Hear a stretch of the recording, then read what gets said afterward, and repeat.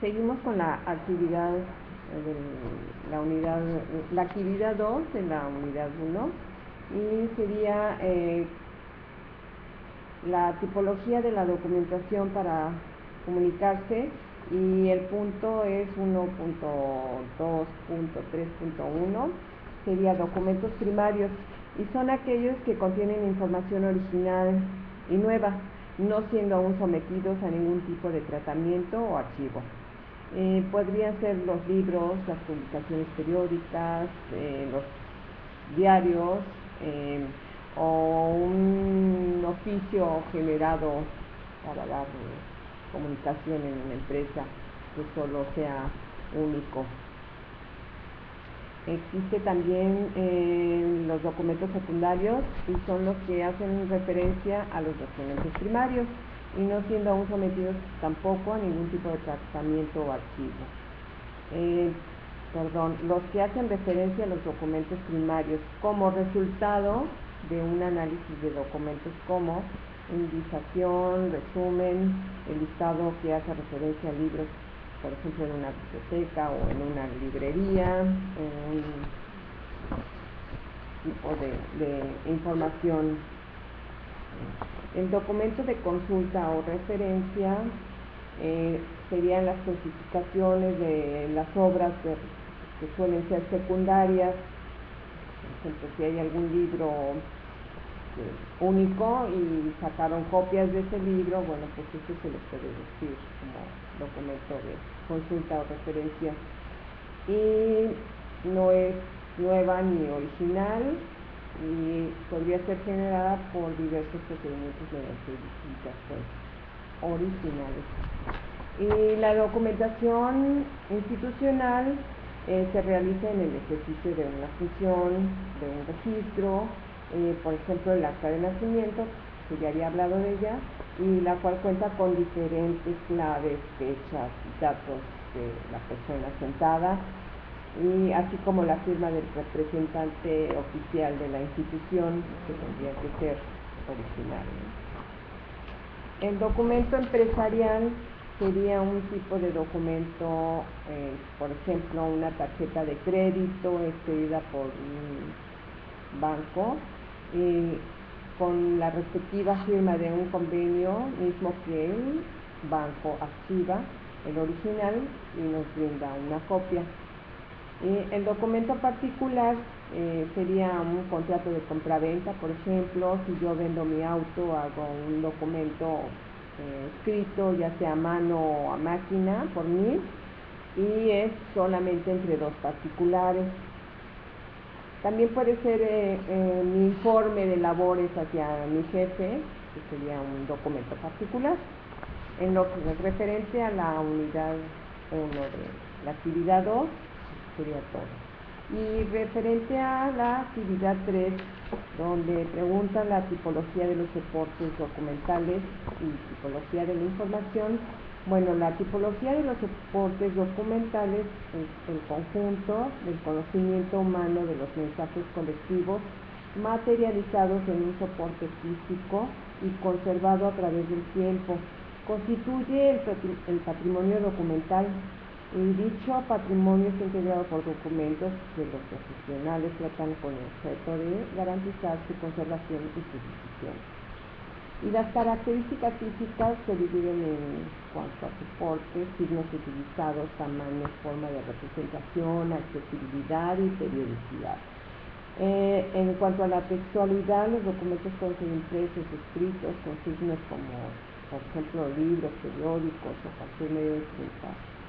Y los no textuales, integrados por documentos impresos, como los visuales, audiovisuales, magnéticos y electrónicos, en este caso ahora muy a la vanguardia. Características intelectuales son las que tienen que ver con el mensaje informativo y son afines al contenido, tema, tipo de autor, fuentes de información, modos de difusión, accesibilidad y originalidad. Y asimismo existen tipologías que se clasifican como el tipo documental, que incluye las bibliografías, listas de descripción de documentos, catálogos, listas de documentos en orden específico, boletines de resúmenes, y originales y repositorios que remiten documentos e información analizada. Los documentos de tipo informativo son los diccionarios, enciclopedias, anuarios, manuales, etc.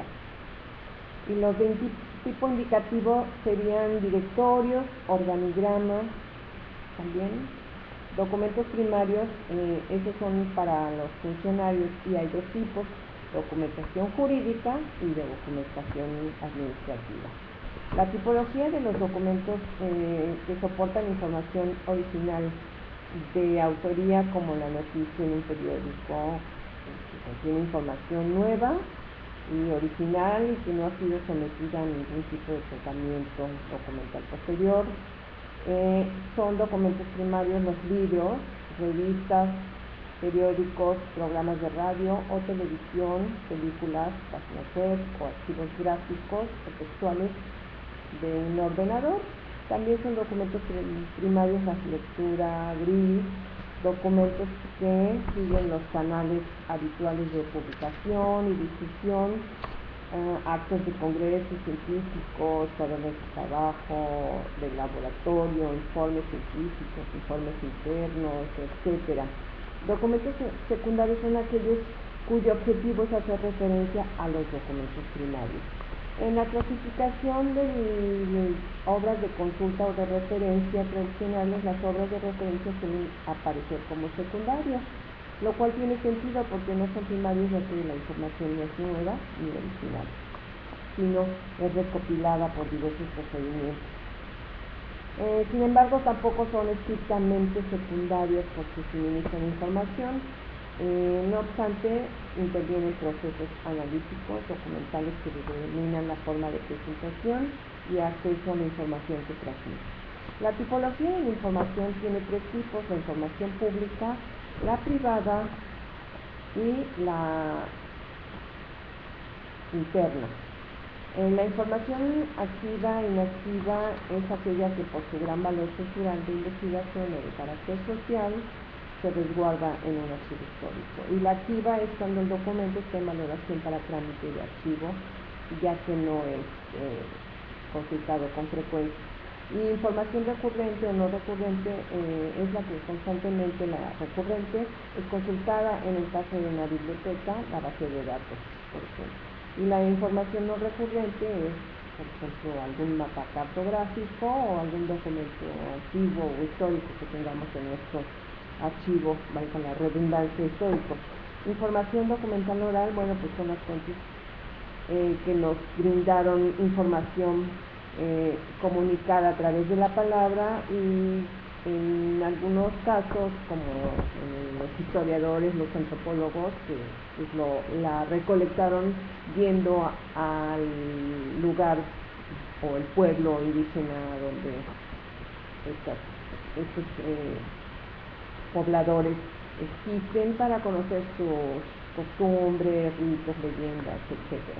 La información interna externa es una organización o empresa. La interna, cualquiera que sea, se considera como no pública. Es información que circula solamente en el interior de una dependencia de gobierno, empresa, y la fuente de información externa es aquella que generada proviene del exterior, como algún comunicado, por ejemplo, en el área donde yo trabajo, en la biblioteca. Bueno, la información externa viene del gobernador o del presidente municipal para solicitar o pedir algún evento, ¿sí?